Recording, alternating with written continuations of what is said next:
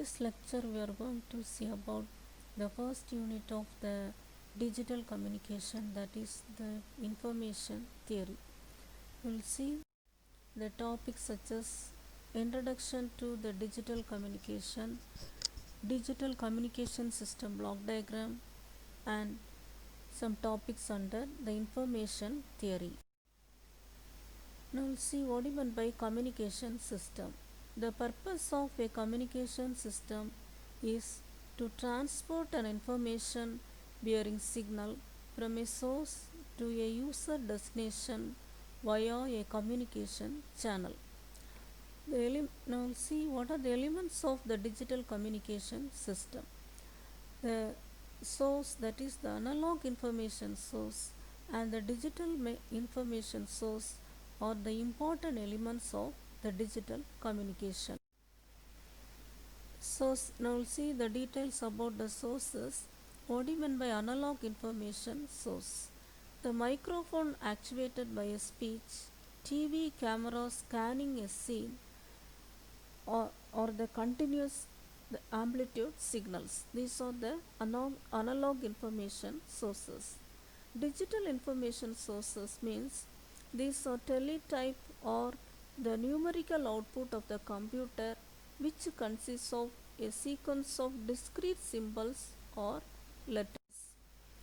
Now see what do you mean by coding. Source coding. The code data to more efficiently represent the information is called as source coding. It reduces the size of the data. Analog means it encodes the analog source data into a binary format. In digital, it can reduce the size of the digital source data. Then channel coding. The code data for transmission over a noisy communication channel is called as channel coding. It increases the size of the data. What do you mean by digit? It adds redundancy to identify and correct the errors. Then analog. It represents the digital values by analog signals. This is the block diagram of the digital communication system. At first, the signal from the source of information is encoded by means of the source encoder. Now the encoded signal is passed to the channel encoder. Now the channel encoder will produce the encoded output, which is modulated by means of the modulator. Now the modulated signal is passed to the channel. Now the output of the channel is demodulated by means of demodulator, and the output from the demodulator is passed to the channel decoder. It is the opposite of the encoder. It will decode the data, and now the decoded data is passed to the source decoder, and the output of the source decoder is the useful information. Now we'll see coding in the communication system. In the engineering sense, coding can be classified into 4 areas. First one is the encryption. Encryption is used to encrypt the information for security purpose.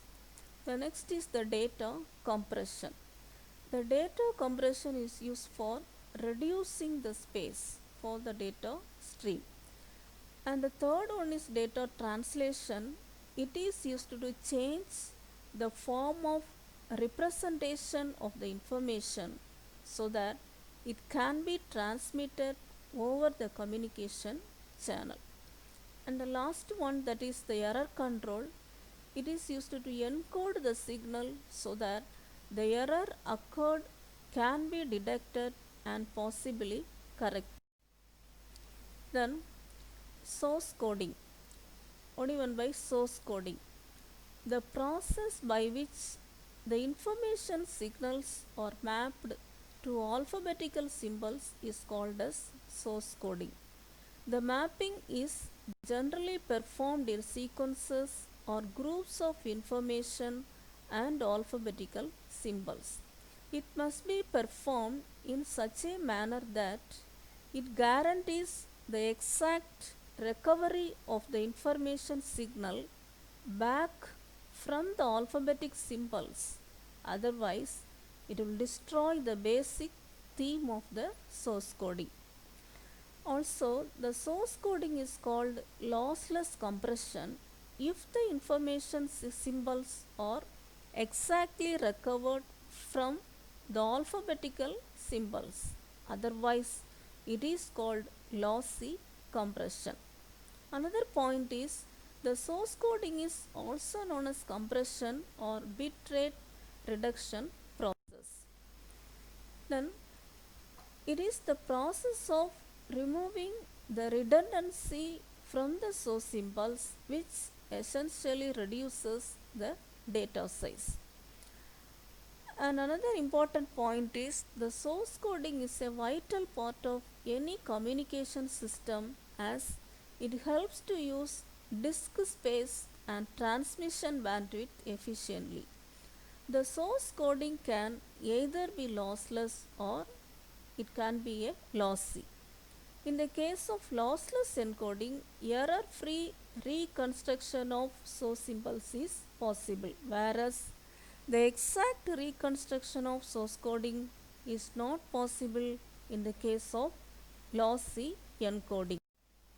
Suppose a word zebra is going to be sent out. Before this information can be transmitted to the channel, it is first translated into a stream of bits, that is 0 and 1. The process is called source coding. There are many commonly used ways to translate that. For example, if the ASCII code is used, each alphabet will be represented by 7 bit. So it is called as the code word.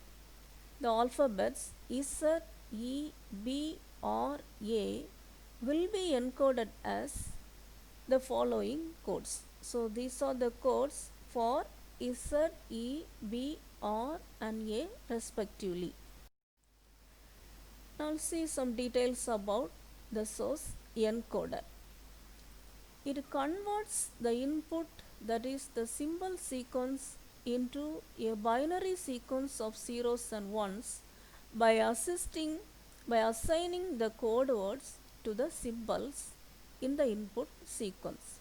For example, if a source set is having 100 symbols, then the number of bits used to represent each symbol will be 7 because 2 power 7 is equal to 128 unique combinations are available.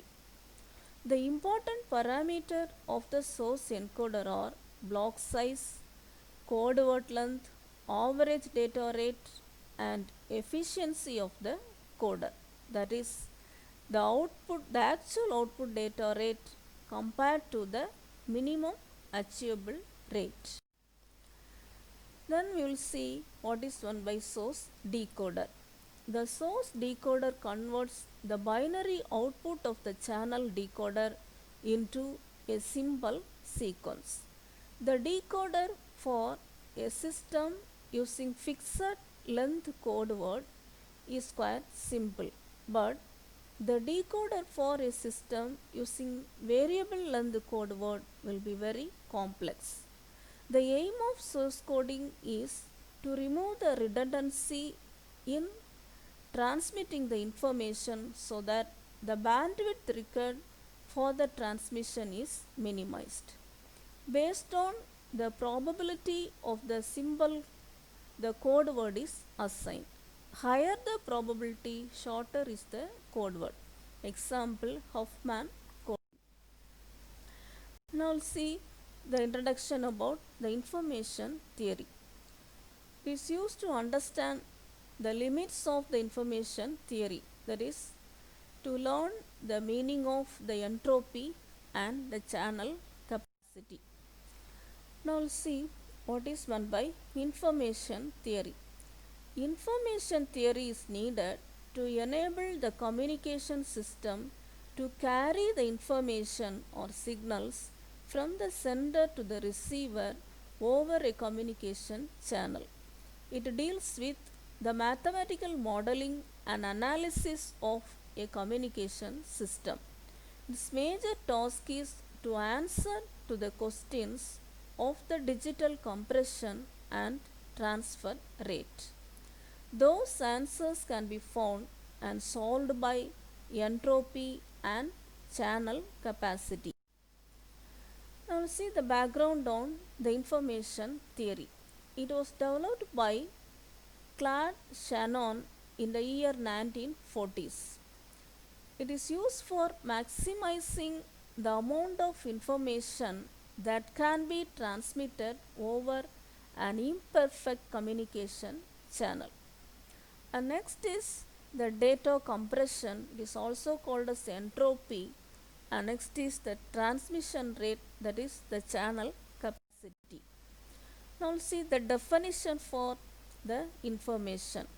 We can define the amount of information gained after observing the event S, which occurs with a defined probability as the logarithmic function, that is I of sk is equal to log 1 by pk, where pk is the probability of occurrence of event sk. Remember that the joint probability is p of x comma y, and the conditional probability is given by p of a by b, that is equal to the probability of occurrence of a after b has occurred. Now we'll see some of the important properties. If we are absolutely certain of the outcome of an event, even before it occurs, there is no information gained. That is, I of sk is equal to 0 for pk equal to 1. The occurrence of an event either provides some or no information, but never brings about a loss of information. That is, I of sk is greater than or equal to 0 for 0 is less than or equal to pk is less than or equal to 1. The less probable an event is, the more information we gain when it occurs. That is, I of sk is greater than I of si for pk is less than pi. If sk and si are statistically independent, then we can write I of sk si is equal to I of sk plus I of si. Now see the standard practice for defining the information. It is the standard practice today to use a logarithm to the base 2. The resulting unit of information is called the bit. It is given by this expression I of sk is equal to log to the base 2 1 by pk, that is minus log to the base 2 pk for k is equal to 0, 1, 2 etc. to k minus 1. When pk equal to 1 by 2, we have I of sk is equal to 1 bit. Hence, 1 bit is the amount of information that we gain when one of two possible or equally likely event occurs. So with this, we come to the end of this video. Thank you.